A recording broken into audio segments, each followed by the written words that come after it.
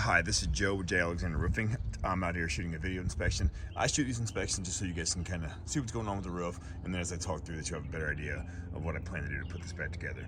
We're starting this porch area. Full tear down of the deck on the entire roof. You got the gutter guards on here. We'll talk about those.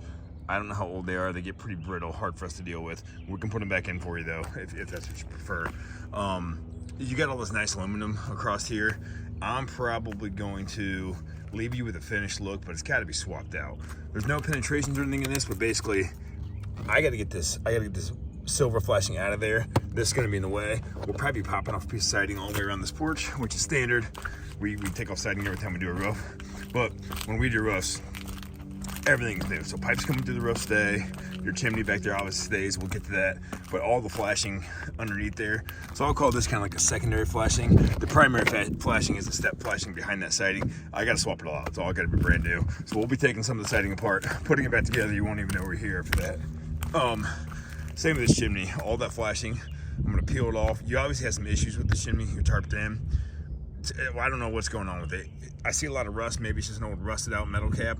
Maybe it's a mortar cap that's falling apart. It does. You do need some work back here.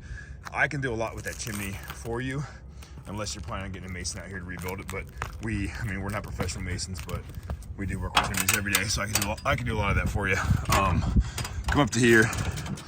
The whole roof's pretty simple, but obviously the slope up here is even more simple. Shingles themselves, back are completely deteriorated. It's hard for me to even walk on. The granulars are so worn out. That pipe right there, it stays.